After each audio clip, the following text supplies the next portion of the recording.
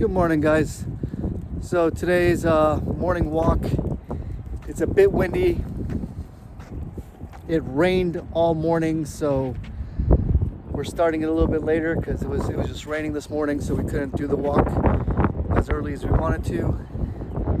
But we're doing it now because that was the plan. I don't know how well the audio is going to come through today because the wind is blowing pretty good, but we'll see. And we're just going to get out here and do the walk and take it from there. So like I said, I guess in the previous, I've probably spent the last 20 years of my life working in home entertainment in Los Angeles. And the reason for today's topic is just looking at how things have changed and how cyclical things change about every 10 to 12 years as far as how people get their entertainment or their access to it. So initially, growing up, it was VHS, and VHS was actually one of the two modes of storage for media back then. It was either VHS or it was Digibeta. And Digibeta cassettes were actually a better quality and a better form of media storage, but VHS was the one that won that outright war. And then after that, we moved on to DVD versus VCD, or video CDs. And, as history shows, DVD won that war and became the standard format for the digital video storage. And most of those I didn't actually experience firsthand. I, grew up with them, but I didn't know the history behind them. But in 2006, when I started working in home entertainment, I did get to experience the Blu-ray versus HDVD war. So give me a minute, let me clean up after Tuffy, and I'll be back. So in 2006, my first job in media home entertainment was working in a vault. And essentially what I did was I put in the titles and the types of assets they were and barcoded them. And that lasted for about 2 months before I got moved over to a different department which did replication. And we did replication, basically making the DVDs and Blu-rays. And the DVD process was actually a really cool thing. The machine line that was set up was very, very, very proficient in its results. We had giant, I want to say 100, 200 pound bags of this plastic these little beads. They look like pellets. And they would go into a tube that got fed into the machine. And the machine had a built-in, I guess, sort of like an oven that would melt these pellets into liquid plastic. And what the liquid plastic did was it would inject the plastic ooze against a metallic nickel disc that had the specific image or DVD content inscribed or carved into it. And this press would happen over and over again, and every 3 seconds it would basically negative imprint that DVD image onto a piece of plastic, and then the plastic would get coated with nickel. If it was 2 layers, it would get coated with nickel, and the second layer would get coated with aluminum, and the two would be glued together, fused together in the machine, and then it would be checked for tolerance to make sure it was evenly balanced and could be read properly as far as thickness and density. And then it would go to a printer, which was a separate machine down the line, that would print the label of the DVD onto it. And this is a process that had already been validated, had been proven to work correctly.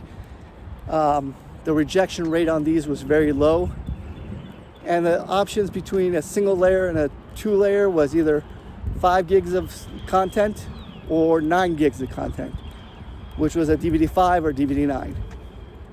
So most feature-length films would sit on a DVD-9.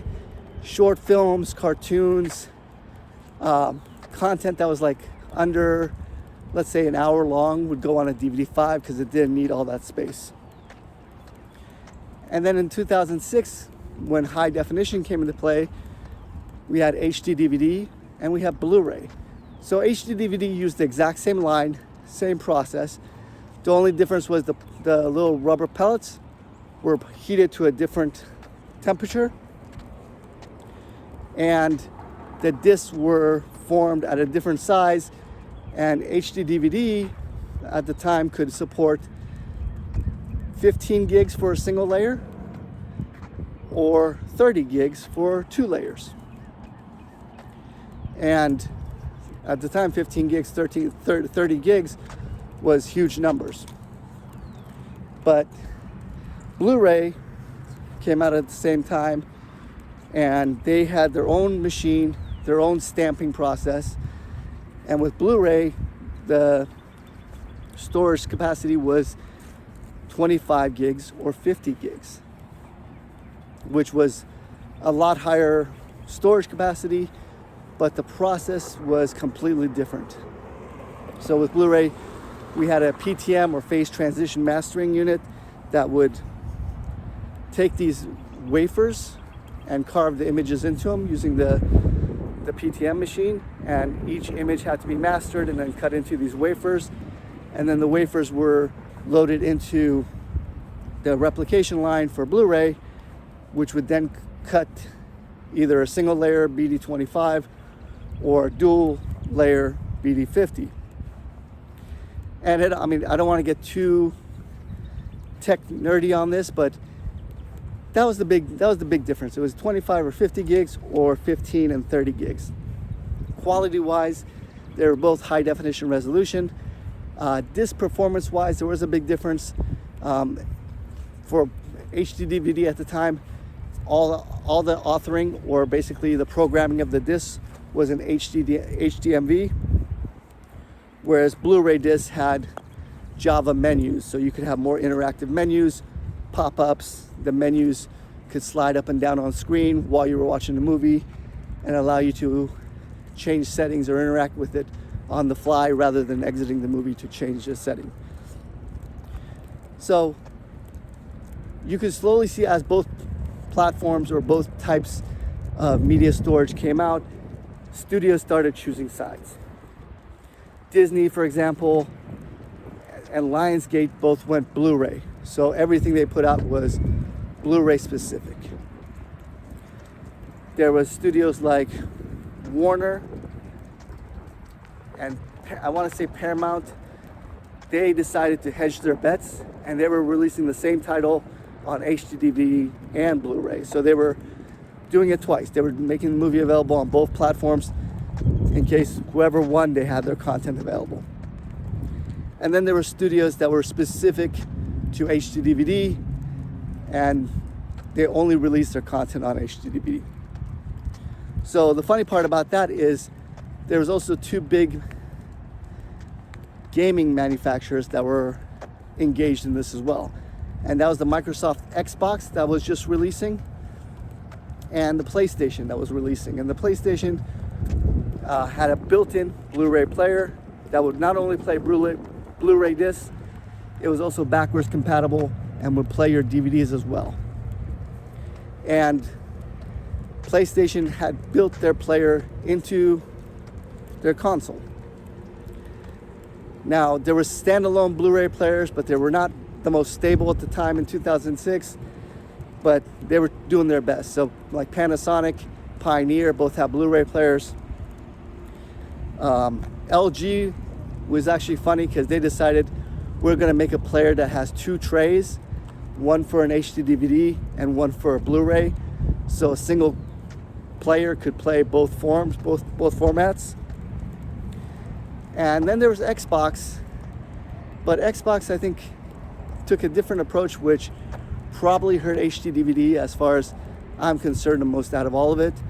And they said, we're gonna build the Xbox to work with HDVD, but the catch is you have to buy the HDVD player as a separate add-on. And at the time, I think it was $330 for the HDVD player that would plug into the back of your Xbox. So HDVD did not have a built-in player into their gaming consoles, whereas PlayStation said, whether you want to play games or you want to watch Blu-ray discs, the player is going to be the same, and it's going to read both and function both ways. So as far as I go, I think that was the deciding factor between why Blu-ray won the battle at the time as far as a media storage platform, was because it was more accessible. Not only could you buy a PlayStation to play games on, and the whole family could use it to watch films, but it also worked as a gaming console for kids. So you were addressing multiple needs with a single unit, whereas Xbox said, okay, you can buy the Xbox for $400, and if you want the HDVD option to play movies, go ahead and spend another $350 on an HDVD player. And early in April of 2006 at NAB in Vegas, when they annually meet to kind of talk about the North American broadcasters, I think they all came to a conclusion and decided, yep, we're gonna go with Blu-ray as the media platform. And shortly thereafter, you saw that all the HD DVDs kind of eventually ended up in the clearance bins at Best Buys and Good Guys, and the format just died. Even though it was probably as good, if not better, platform in its early days compared to Blu-ray, it just didn't have the right marketing approach or strategy behind it. And I think that's what really,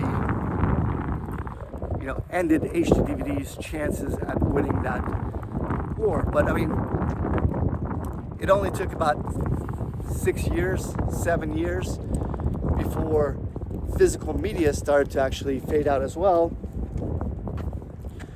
and we started getting streaming services. And with streaming services, I mean, there was originally Apple iTunes, where you could not only have your music but also start either purchasing or renting films that were digitally captured to watch on your laptop or computer, as well as streaming it to the Apple TV box that you could plug into the back of your TV. Now, Apple did have, in my opinion, one of the best technologies out there, but it was also limited by the fact that they're very walled garden as far as their content can only be used on Apple devices. And if you're not an Apple fan or don't like Apple, then you were kind of left out of this. You either had to join the party and become an Apple person, or that was the end of it for you. And I don't think a lot of people like that. I don't think a lot of people want to be forced into becoming an Apple supporter. But as far as their metadata, the way the files were compressed, the way audio and subtitle options were available to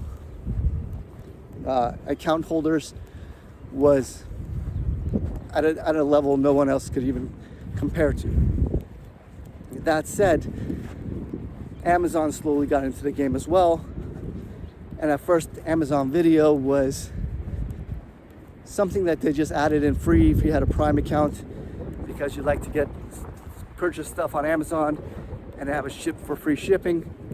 They said, okay, well, if you have a Prime account, you also get access to Amazon Video. And they had some movies that they had on there that were free to Prime users, as well as they had other movies that the studios would put up there and you could purchase and keep in your digital locker.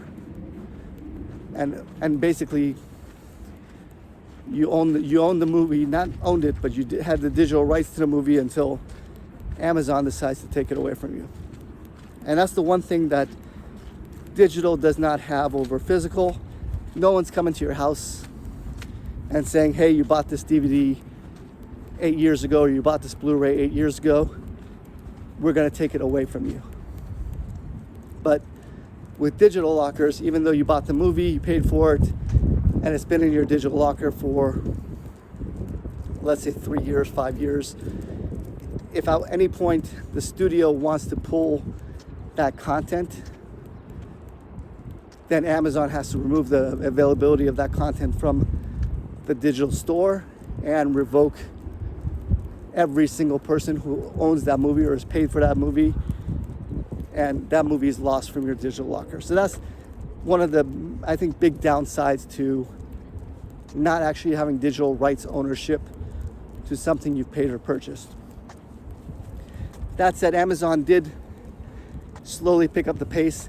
Netflix at the same time was transitioning from a physical mail-in DVD center where they had just giant warehouses. It was a website you went onto and you paid a monthly subscription for Netflix, and you could check out a movie and they would put it in a little padded envelope, mail it to you, and you could watch it, you could hang on to it for as long as you wanted, and then once you returned it, you could check out another movie. And as long as you had your subscription active, you could hold on to a single movie for months on end. I don't know why anyone would, but you could. And then once you were, finished watching it, you could just put it back in an envelope and mail it back. But Netflix also transitioned, and they started to allow streaming of their content through the Netflix website. And Netflix probably put the most amount of money into the tech as a catch-up event to kind of catch up to everybody else that already had streaming services. But they were also going far above and beyond as far as the technology of analytics, tracking what you've watched. At some points they even had eye tracker movement where they can focus targeted like poster art. So when you log in and you look at the titles, they were able to kind of track where people's eyes naturally looked at, and a title that they wanted to push or get more views on or get more people watching, they could place in that general vicinity on the screen. So as a viewer, when you first logged in, that's what you would see on the Netflix homepage as far as movies to choose from to watch. You would see that, oh, this one's, looks interesting, and you would focus on that because of its placement compared to other titles. So that was Netflix, and I think as far as analytics, as far as the data sciences goes, Netflix was really outdoing everybody else in that regards. So yeah, that's really what I want to talk about today. We did a decent walk. It's a little cloudy, it's a little late, but it was raining today, and we're gonna call it there for today, and we'll be back again tomorrow. Thanks, guys.